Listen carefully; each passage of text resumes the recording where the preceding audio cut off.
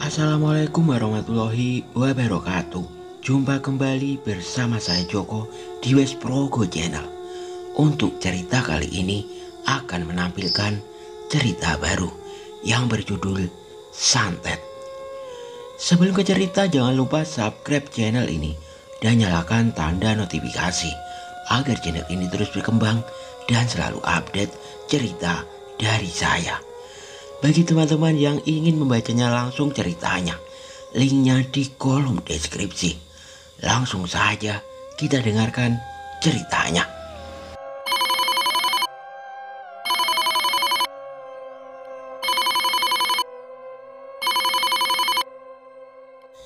Sebuah tangan terlihat meraba-raba berusaha menggapai jam waker yang terus saja berbunyi memekakkan telinga itu. Sang pemilik tangan pun bangun dari tidurnya. Seorang gadis dengan rambut sebau menguap sambil mengusap-ngusap mata. Kemudian berjalan sempoyongan menuju kamar mandi dan membersihkan diri. Tidak lama kemudian, gadis itu menuju ke lantai bawah dan melihat seorang pria yang tidak lain adalah sang papa yang bernama Fajar. Tengah duduk sambil membaca koran di sofa, gadis cantik yang masih mengenakan piyama itu bernama Isna. Dia berjalan ke arah dapur sambil mengendus aroma sedap dari masakan wanita berkerudung yang terlihat sedang mencicipi sup buatannya. Wanita itu adalah sang mama yang bernama Fatimah. Kedua orang tua Isna memang sedang berlibur karena hari Minggu. Tanpa menunggu lama, Isna pun langsung melingkarkan tangannya ke pinggul wanita yang dikaguminya itu. "Mama, masak apa? Sedap banget baunya," tanya Isna dengan nada yang manja.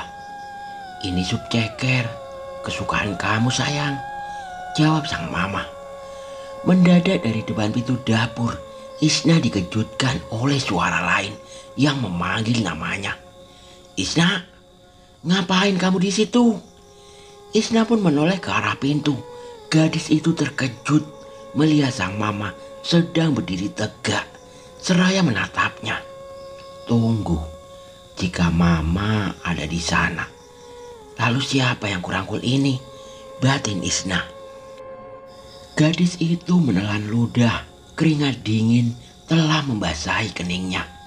Ia merenggangkan tangan, melepaskan rangkulan tangannya, dan perlahan menengok ke atas untuk melihat siapa wanita yang berada di hadapannya. Seketika matanya terbelalak saat melihat wanita yang dikira mama tadi sudah berubah. Wanita itu berwajah pucat dengan tetesan darah hitam yang mengalir di seluruh wajahnya. Matanya pun melotot tajam ke arah Isna. Isna berteriak dan terbangun dari tidurnya bersamaan dengan dering jam waker di meja samping tempat tidurnya. Gadis itu terengah-engah lalu mematikan jam waker yang terus berbunyi. Kemudian ia mengatur napasnya. "Astagfirullahaladzim, mimpi apa tadi?" Dia masih bertanya-tanya, lalu membersihkan diri dan turun ke lantai bawah.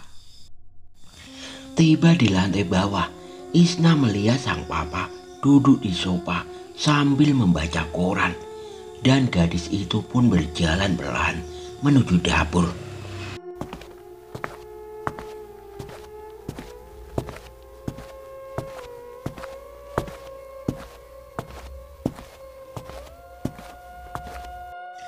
Isna terhenyak saat melengok ke dapur. Apa yang dilihatnya itu sama persis dengan mimpi buruk yang dialaminya tadi. Terlihat sang ibu yang tengah mencicipi sup. Gadis itu semakin kebingungan dengan apa yang terjadi. "Isna, kau sudah bangun ya?" tanya wanita itu padanya. Isna hanya diam saja dan tidak menjawab karena dia masih takut dan teringat dengan mimpinya tadi. Gadis itu merasa ketakutan jika wanita yang berada di dapur itu bukanlah sang mama, melainkan sosok mengerikan seperti di dalam mimpinya tadi. Fatimah segera menghampiri Isna yang terlihat cemas dan mematung di depan pintu dapur. "Kok diem aja? Kamu sakit sayang?" tanya Fatimah seraya memegangi dahi anak gadisnya itu. Mama, ujar Isna lirih karena masih diliputi ketakutan. Dia benar-benar masih ingin memastikan bahwa wanita di hadapannya itu adalah benar-benar mamanya. "Iya sayang, kenapa?" Setelah memastikan dan yakin bahwa suara itu adalah benar-benar suara sang mama, barulah Isna merasa lega. "Ah, syukurlah. Mama masak apa?" tanya Isna seraya menggandeng tangan Fatimah dan berusaha mencairkan suasana yang sempat terasa aneh. "Ini sup ceker kesukaan Isna. Apa kamu mau mencicipinya sayang?" tanya Fatimah seraya mengambil sendok. "Mau banget mah," seru gadis berbola mata besar itu dengan bersemangat. Fatimah mengambil sendok sup, kemudian menyuapkannya ke mulut Isna. "Gimana? Enak enggak?" "Enak banget mah. Super duper pokoknya. Masakan mama memang yang paling enak di dunia," puji Isna sambil mengacungkan kedua jempolnya dan tersenyum hingga lesung pipi di wajahnya jelas terlihat. Fatimah pun turut tersenyum mendengar pujian Isna dan membelai rambut anak gadisnya itu. Wanita itu sangat menyayangi Isna yang masih suka bersikap manja meski sudah bersekolah di bangku SMA. "Duh, baunya bikin lapar nih," ujar Fajar, suami Fatimah yang tiba-tiba turut masuk ke dapur seraya mengelus perutnya yang sedikit buncit. "Ah, papa, makan lulu pikirnya," cetruk Isma. "Ya udah, kita sarapan ya. Ayo semuanya, tunggu di luar.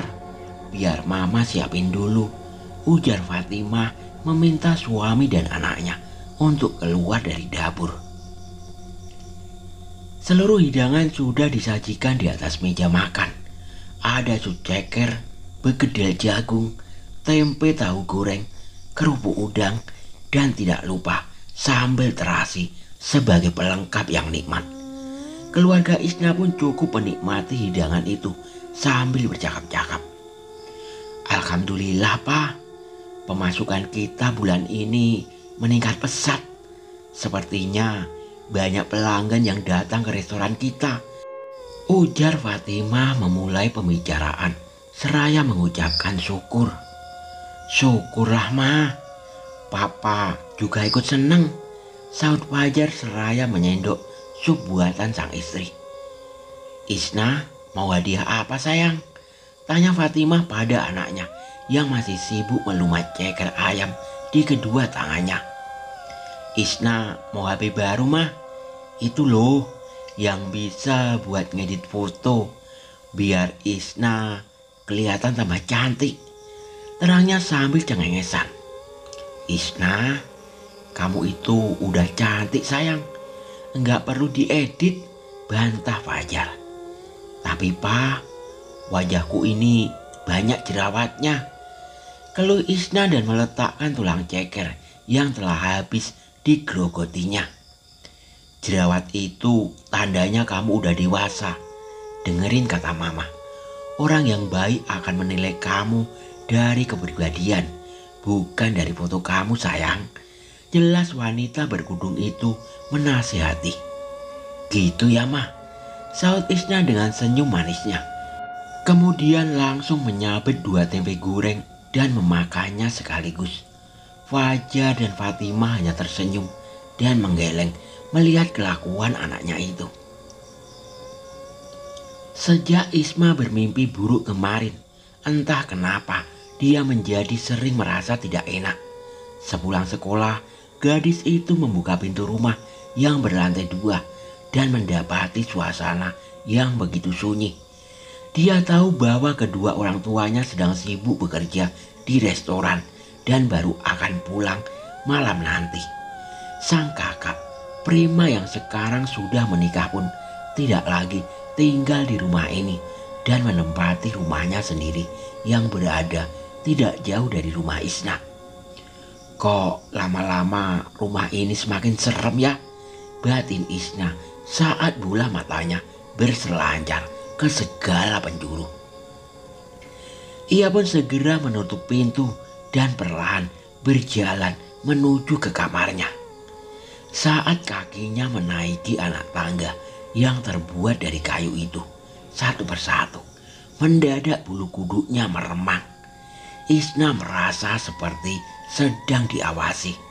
Gadis itu pun mengedarkan pandangannya dan terkejut melihat sosok bayangan hitam yang sudah berdiri di depan jendela ruang tamu. Tubuh Isna lalu gemetaran. Dia pun memalingkan wajahnya sambil membaca ayat suci Al-Quran yang pernah dihafalnya. Isna mempercepat langkahnya, tetapi dia merasa langkahnya justru diam di tempat. Ya Allah, selamatkan hambamu ini, batin Isma menjerit. Keringat dingin membasahi dahinya.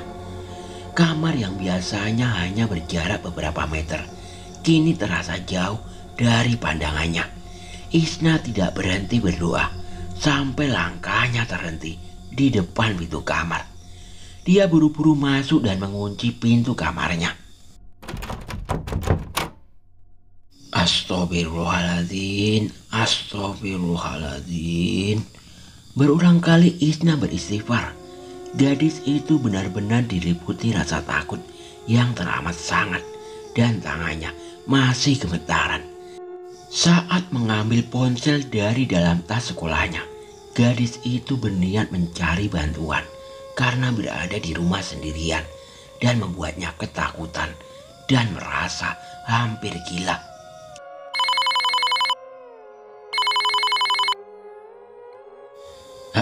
Halo, assalamualaikum Mbak Lastri.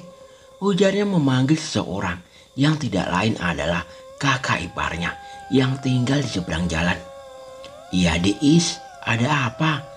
Tanya wanita itu dari seberang telepon sambil memberikan sebotol susu kepada bayinya yang baru berusia 7 bulan.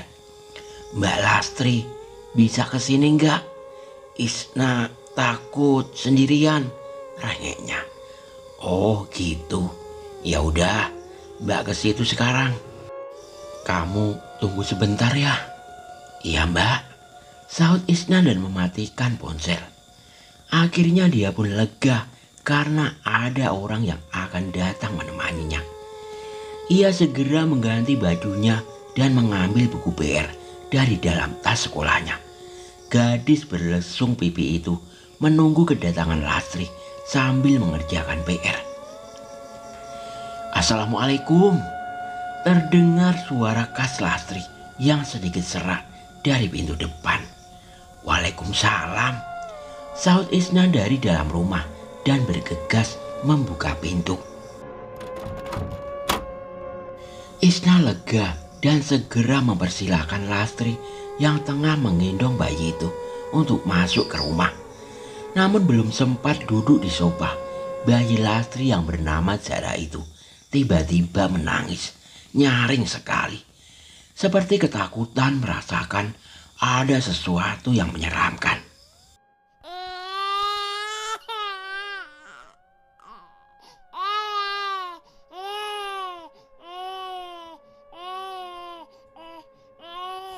Loh, kenapa Zara?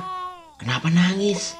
Tanya Lastri kebingungan sambil berusaha menenangkan bayinya itu.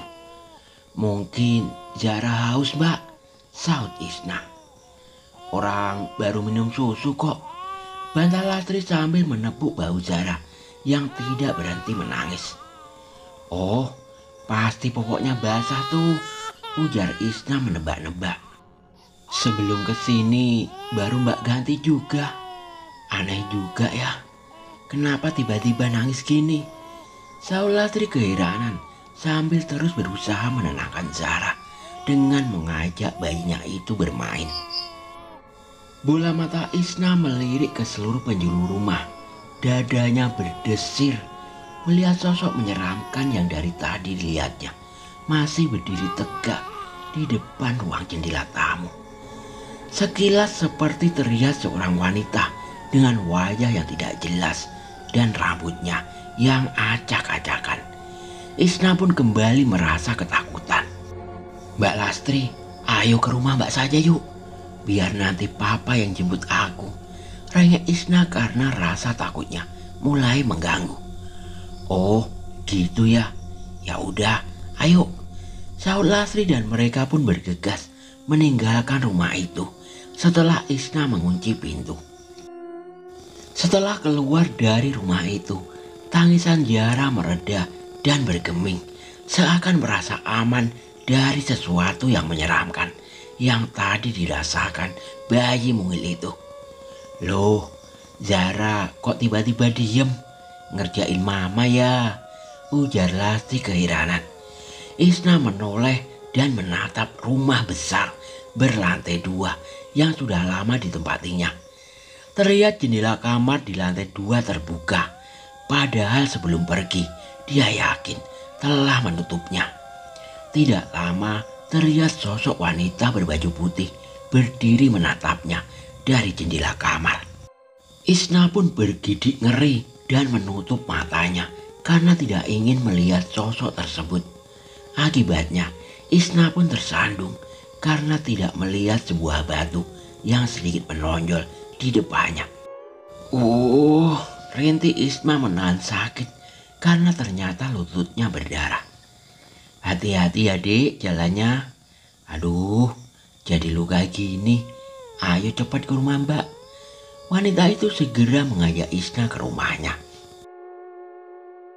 Malam harinya Fajar menjemput Isna untuk pulang ke rumah. Mereka berdua berjalan melewati pekarangan rumah berlantai 2 itu. Isna masih enggan untuk melangkah memasuki rumahnya karena masih terbayang-bayang dengan sosok yang dilihatnya tadi sore. "Kenapa Isna? Kok kayak takut gitu?" tanya Fajar ketika melihat raut wajah anaknya cemas. "Nggak apa-apa kok Pak," sahut Isna lirih dan menggandeng tangan sang papa. Fajar yang merasa aneh dengan sikap putrinya itu bertanya tentang bagaimana Isna bisa tersandung dan membuat lututnya berdarah. Isna pun menjawab pertanyaan sang papa dan beralasan bahwa PR dari sekolah sudah menumpuk hingga membuatnya gagal fokus saat berjalan. Fajar pun tersenyum kecil mendengar alasan anak gadisnya tersebut. Isna masuk ke rumah dan melihat sekelilingnya dengan teliti. Matanya terhenti di depan jendela tepat sosok mengerikan yang berdiri tadi sore. Namun rupanya sosok itu telah lenyap. Akhirnya dia pun bisa menghela napas dengan lega. "Isna, tadi sudah salat Isya belum?" tanya Fajar membuyarkan lamunannya. "Sudah Pak, di rumah Mbak Lastri tadi," jawabnya. "Terus sudah makan belum?" Isna teringat ucapan Lastri saat makan malam di rumahnya tadi. "Maaf ya Isna, Mbak cuma bisa masakin mie buat kamu. Zahra rewel terus gak mau lepas dari gendongan." "Isna, kok malah bengong?" Perkataan Fajar membuat gadis itu kaget. Udah makan Pak," sahut Isna gelagapan. Dia terpaksa berbohong karena papanya pasti akan marah jika mengetahui dirinya hanya makan mie saja. "Ya udah, cepat mandi, terus istirahat ya," seru sang papa. Isna mengangguk dengan cepat, kemudian bergegas naik ke kamarnya. Dia membuka pintu dengan perlahan, lalu melihat sekeliling dan melihat jendela kamarnya sudah tertutup kembali. Isna pun lega dan memutuskan untuk mandi, lalu merebahkan tubuhnya yang lelah di atas kasur. Di tengah malam yang sunyi, Isna menggeliat di atas ranjang. Perutnya terasa lapar karena tadi hanya makan mie instan. Gadis itu terhuyung-huyung keluar dari kamarnya menuju dapur. Tiba di dapur, Isna melihat sang mama sedang duduk dan meminum segelas air putih. Isna pun bergegas menuju ke kamar orang tuanya dan melihat sang papa sedang tertidur pulas di atas ranjang sendirian. Barulah Isna lega dan merasa yakin bahwa wanita yang berada di dapur tadi adalah mamanya. Isna pun segera kembali ke dapur dan berkata, "Ma, bisa bikinin aku makanan gak? Lapar nih." Sejenak Isma keheranan karena sang mama hanya bergeming mendengar rengekan dan hampir saja dia menjerit ketika merasakan sebuah sentuhan di pundaknya. "Ngapain kamu sayang?" Suara Fatimah membuat Isna terhentak dan melihat ke arah wanita yang semula dikira mamanya. Ternyata wanita itu sudah lenyap entah kemana. Isma langsung ketakutan dan menangis sejadi-jadinya, membuat Fatimah kebingungan melihat tingkah putrinya itu. Setelah keadaan Isna mulai tenang, Fatimah pun memberikan segelas air minum kepadanya. "Isna, coba ceritakan sama mama, kenapa tiba-tiba nangis?" Sebenarnya gadis itu enggan untuk bercerita tentang perihal mimpi buruk dan penampakan sosok misterius yang terus menerornya. Tetapi sang mama terus mendesak hingga akhirnya Isna pun menceritakan semuanya. "Ma, beberapa hari ini Isna diganggu roh jahat. Sosok itu sangat menyeramkan. Aku takut, Ma," isak gadis berambut hitam itu. "Astagfirullah, Isna, apa kamu sudah meninggalkan salat?" tanya Fatimah cemas. "Enggak, Ma, Isna enggak pernah ninggalin salat," bantah gadis itu. "Isna, percaya sama mama. Mereka tidak akan pernah mengganggu orang-orang yang tidak meninggalkan salat dan beriman teguh. Mungkin itu hanya pikiran Isna saja. Jangan terlalu dipikirin ya sayang," tutur Fatimah yang membuat Isna merasa tenang. Percakapan mereka pun terhenti karena perut Isna yang berbunyi yang nyaring saking laparnya. Gadis itu terkekeh. "Isna lapar ya?" tanya Fatimah dan Isna pun mengangguk dengan cepat. "Ayo kita ke dapur, Mama bikinin makanan," ujar Fatimah sembari menggandeng anak gadisnya itu. Fatimah memasak makaroni dengan suiran ayam serta sedikit sayuran. Isna dengan sabar menunggu sang mama masak hingga selesai. "Nih, makan dulu sayang." Fatimah menyodorkan semangkok makaroni. Mata Isma berkaca-kaca melihat makaroni itu dan setelah membaca doa, dia pun langsung melahapnya sampai tidak tersisa. "Isna, minggu ini bisa bantuin mama enggak? Mama mau ngadain arisan bersama ibu-ibu komplek." Iya mah, entar Isna bantuin," sahutnya sembari mengelus perutnya yang kekenyangan. "Anak mama memang baik." Fatimah membelai rambut anak gadisnya itu dan tersenyum puas. Berganti hari, Isna sedang menuangkan air ke beberapa gelas dan membawanya ke ruang tamu.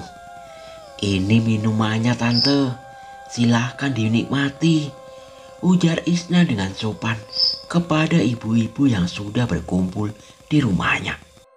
"Terima kasih Isna sayang, anak yang baik," puji salah satu wanita yang berambut ikal seraya mengusap rambut Isna.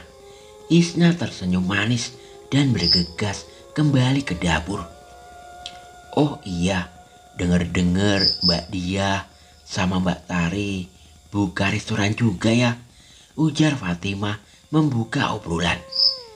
Iya, kami juga ingin sukses seperti Mbak Fatimah. Iya enggak Mbak Diah? Seru Tari seraya meneguk minumannya. Iya, doain kami ya supaya sukses juga, timpal dia. Pasti Mbak, yang penting jangan mudah menyerah. Ayo silakan dinikmati, ini makanannya. Ini buatan saya sendiri loh. Wah, sepertinya enak ini, sahut Tari seraya mencicipi kudapan itu. Rumah Mbak Fatimah luas juga ya. Boleh enggak kalau kita lihat-lihat? Tanya salah seorang wanita itu tadi. Oh, boleh saja Mbak. Mari saya antar berkeliling, sahut Fatimah yang ramah dan beranjak untuk mengantarkan ibu-ibu itu arisan untuk berkeliling di sekitar rumahnya yang memang sangat luas. Suatu malam di saat semua penghuni rumah sudah tertidur lelap, Isna kembali bermimpi buruk tentang kedua orang tuanya. Tubuhnya berkeringat dan dia terus mengigu, memanggil nama papa dan mamanya. Sesaat kemudian dia terbangun dan mengatur napasnya yang terengah-engah. Astagfirullahaladzim, mimpi apa tadi? Gumamnya merasa heran. Mimpi itu terus saja berulang sampai beberapa hari dan membuat gadis berambut sebau itu menjadi pemurung. Saat di sekolah, dia sampai tidak fokus ketika teman-temannya memanggil. Isna, Isna. Salah satu temannya memanggil, tetapi gadis itu bergeming dan masih melamun. Isnalia Anggraini, ucap temannya dengan lantang. Iya Bu, hadir, sahut Isna kaget karena dikira sedang absen. Semua teman-temannya pun tertawa dan salah satu dari mereka menghampiri. Kamu lagi mikirin apa sih? Aku lihat beberapa hari ini kamu murung terus, tanya Erna, teman sebangku dan juga sahabat karib Isna. Nggak apa-apa kok, lagi mikirin ujian aja, sahut Isma beralasan. Kamu itu pinter Is, ngapain juga mikirin ujian? Udah ah, yuk kita ke kantin aja, ajak Erna seraya menarik tangan gadis itu. Isna biasanya pulang menggunakan angkutan umum, lalu turun di depan sebuah gang dan berlanjut berjalan kaki menuju rumahnya. Tiba di persimpangan, dirinya dan Erna pun berpisah karena mereka berbeda arah. Baru saja dia memasuki perkarangan, terlihat kerumunan orang-orang di sana. Gadis itu keheranan karena rumah itu biasanya sepi. Isna segera bergegas masuk dan bertanya pada sang papa yang terlihat tengah berdiri di ruang tamu. Pak, ada apa ini? Oh, kamu sudah pulang Isna? Bukan menjawab, tetapi sang ayah malah balik bertanya. Raut wajah sang papa terlihat khawatir, semakin membuat Isna penasaran. Mama tadi terkena tumpahan minyak panas saat di restoran. Jadi langsung Mas bawa ke rumah sakit. Jelas Prima, kakak kandung Isma yang juga suami Lastri. Apa? Terus mama sekarang di mana? Isna mulai panik. Mamamu lagi istirahat di kamar, sahut Fajar sang papa. Tanpa melepaskan tas sekolah yang digendongnya, Isna langsung bergegas menuju kamar sang mama. Gadis itu tertegun melihat sang mama terbaring di ranjang dengan kaki dan tangan tampak dibalut perban. Mama, isak Isna membangunkan wanita yang sedang beristirahat itu. Oh, Isna sudah pulang. Loh, kok malah nangis? Udah, malu dilihat Mbak Lastri nanti, ujarnya menenangkan gadis itu. Kok bisa kena tumpahan minyak mah? Isna mengusap air matanya. Ya namanya musibah, kita nggak pernah tahu sayang. Udah, jangan sedih. Nanti beberapa hari ke depan pasti sudah sembuh. Ujar wanita itu. Isna mengangguk dan memeluk Fatimah. Malam itu terlihat beberapa orang sedang menikmati makan malam. Prima dan Lastri, istrinya, juga ada di sana. Anak pertama Fatimah itu masih tidak tega meninggalkan sang mama yang sedang sakit dan memutuskan untuk menginap sementara di rumah itu. Setelah selesai makan, Lastri mencuci piring-piring yang kotor. Sedangkan Isma bertugas membuang sampah di belakang rumah. Gadis itu berjalan dengan membawa sekantong plastik sampah. Tangannya membuka pintu belakang rumah yang menghubungkan dengan lahan kosong, tempat biasa dia membuang sampah. Angin dingin langsung menerpa tubuh Isna yang lupa memakai jaket. Dia pun segera melemparkan plastik tersebut pada lubang yang sudah dibuat oleh para warga.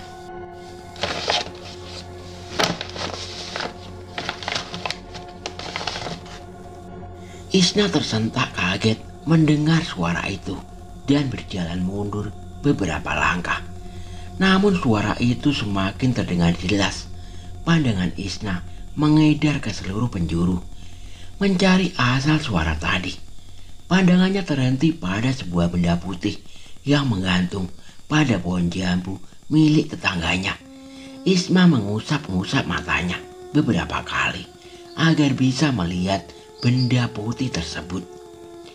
Saat tengah fokus dengan benda putih yang menggantung itu, tiba-tiba saja pundaknya dikagetkan oleh sentuhan tangan. Astagfirullahaladzim, kaget aku mbak. Ngapain kamu? Ayo masuk, di luar dingin tahu, seru Lastri. Iya mbak, saut Isna, lalu berjalan mengikuti wanita itu masuk ke rumah. Setelah Fatimah jatuh sakit, Fajar kewalahan bekerja mengurusi restorannya sendiri. Dia pun memperkerjakan 2 orang pegawai untuk membantunya. Sedangkan Isna bertugas menjaga sang mama usai pulang sekolah. Kini gadis itu bahkan sudah pandai memasak, menggantikan tugas sang mama.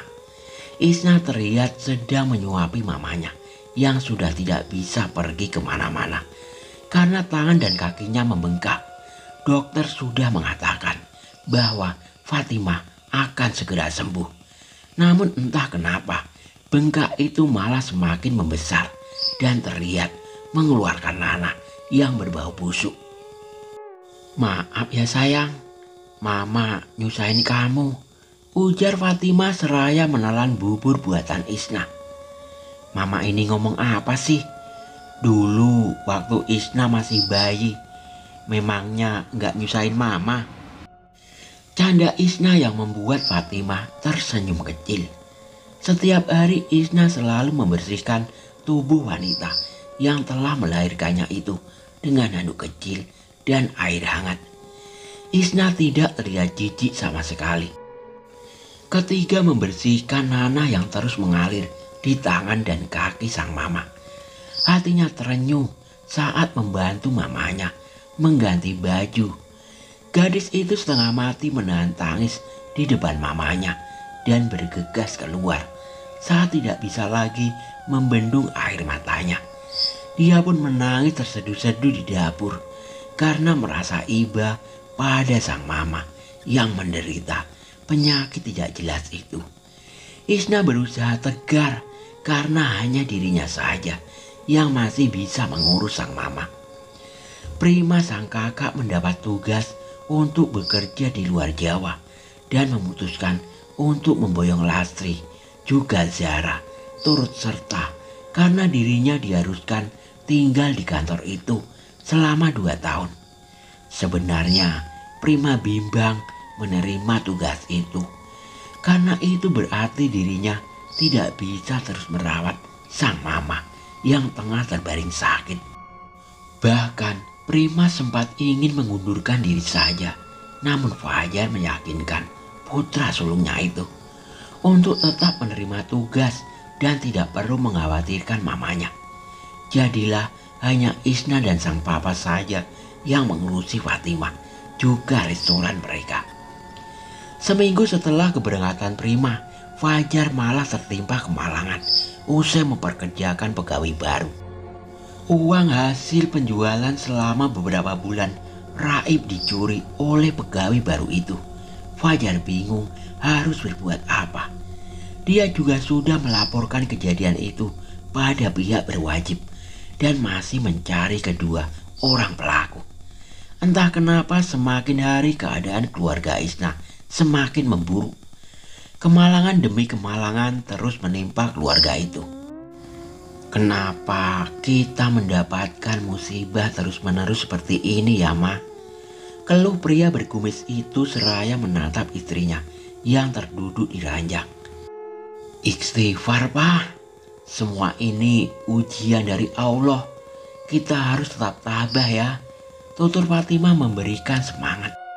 Bagaimana kita harus membiayai kuliah Isna, Ma? Tabungan Papa sudah habis untuk membiayai pengobatan Mama. Keluh Fajar sambil memijit kepalanya sendiri. Sabar, Pak. Pasti akan ada jalan. Kita pikirkan nanti setelah Isna lulus ya, sahut istrinya. Tanpa sengaja Isna mendengar percakapan itu dan benar-benar terpukul.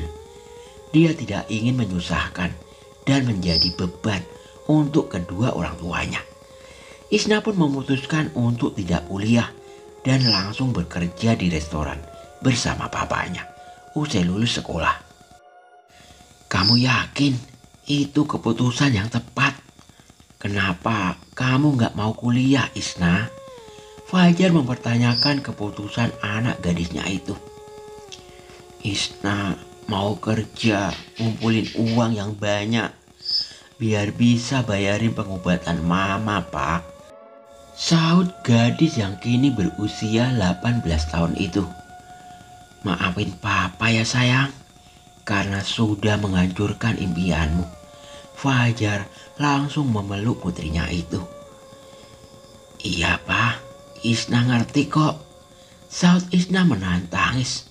Tekadnya sudah bulat untuk bekerja keras dan memberi pengobatan maksimal bagi sang mama agar segera sembuh. Suatu hari restoran mereka dipenuhi pengunjung. Fajar dan Isna hampir kewalahan melayani para pengunjung itu. Saat mereka sedang sibuk, salah satu pengunjung menggebrak meja dan berteriak. Makanan apa ini? Bagaimana bisa ada belatung di piringku? Teriak pria itu dan membuat pengunjung lain menoleh ke arahnya. Maafkan saya, Mas. Saya akan segera menggantinya, kata Fajar. Gak usah, aku sudah gak selera makan di sini, umpat pria itu sambil mengebrak meja dan berlalu. Ucapan pria itu sontak membuat para pengunjung yang lain ikut memeriksa makanan mereka.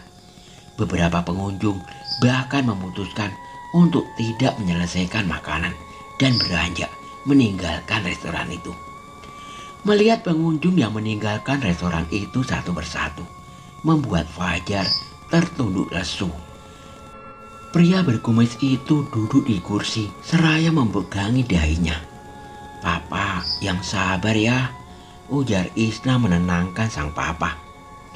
Pria itu hanya mengangguk dan masih tertunduk lesu. Selama ini dia selalu menyajikan yang terbaik untuk para pelanggannya. Namun entah mengapa, akhir-akhir ini sering terjadi hal-hal yang membuat restorannya terus merugi. Sejak kejadian itu banyak rumor yang beredar tentang keluarga Isna. Desas-desus mengatakan bahwa kedua orang tua Isna rela menyembah iblis demi meraih kekayaan. Dan kini kemalangan yang terus-menerus menerima keluarga itu adalah azab dari perbuatan musik mereka. Begitu pedih rasanya mendengar semua kabar yang beredar. Fajar menerungi semua kejadian yang membuatnya terpuruk itu. Pikirannya kacau dan bercampur aduk. Isna yang melihat sang papa begitu terpukul berusaha menenangkannya. Namun sang papa tetap saja murung dan bersedih. Suatu hari Isna memutuskan untuk membuka dan menjalankan restorannya sendiri. Sedangkan Fajar bergantian merawat Fatimah di rumah. Agar pria itu bisa beristirahat, toh kini pengunjung di restoran sudah sangat berkurang. Dan hal itu membuat Isna bisa mengurus restoran itu sendirian. Tidak berapa lama setelah restoran dibuka, seorang pria muda terlihat memasuki restoran. "Selamat datang, silakan, ini buku menunya," sambut Isna seraya menodorkan buku menu setelah pria itu duduk di salah satu kursi. Sang pria melihat dan membolak-balik buku menu itu. "Pesan ayam bakar sama tumis kangkung ya mbak," sahutnya. "Baik, mau minum apa mas?" tanya Isna. "Air putih saja mbak." "Oh iya, tunggu sebentar ya mas." Isna bergegas menyiapkan pesanan pria itu. Dan tidak lama kemudian dia membawa nampan berisi makanan ke meja sang pria. "Ini mas pesanannya." Isna meletakkan sepiring ayam bakar dan tumis kangkung di meja. "Iya, makasih," sahut pria itu tersenyum manis pada Isna. Isna menatap dari kejauhan. Pria itu sangat tampan dan juga sopan. Gadis itu menghela napas. Sudah lama dia tidak merasakan perasaan seperti itu pada seorang pria.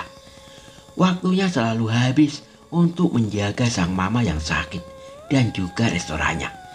Isna bahkan sampai enggan merasakan cinta dari seorang pria karena mengingat kejadian keluarganya yang tengah terpuruk. Lamunannya berhenti saat pria itu memanggilnya. "Semuanya berapa ya mbak?" tanya pria itu. Isna pun mulai menghitung total harga yang harus dibayarkan pria itu. 45.000 mas. Pria itu tampak merogoh dompet dari belakang celananya. Isna sedikit terkejut melihat makanan yang dipesan pria itu tampak tidak tersentuh sama sekali. Mas, masnya nggak doyan ya sama masakan saya?" tanya Isma tiba-tiba. Pria itu terdiam sejenak dan menatap wajah Isma yang terlihat penasaran. "Bisakah aku membungkus semua makanan ini? Aku lupa kalau bibiku di rumah belum makan. Jadi aku ingin memberikannya ini pada beliau," ujar pria itu seraya tersenyum. "Oh iya mas, bisa." Isna pun malu karena sudah berpikiran negatif. Dia pun segera mengambil sebuah kotak nasi dan memasukkan makanan itu ke sana. "Ini mas." Isna langsung memberikan kantong plastik berisi makanan pada pria itu. "Ini uangnya mbak." Pria itu memberikan uang pada Isna dan pergi dari restoran itu. Saat keluar dari restoran, pria itu terlihat sempat berpapasan dengan Erna, sahabat Isna. "Siapa tuh cowok? Ganteng amat," celetuk Erna. Dia adalah jodohnya seseorang," sahut Isna tersenyum kecut. "Ih, baper. Udah, sana bungkusin pesanan aku.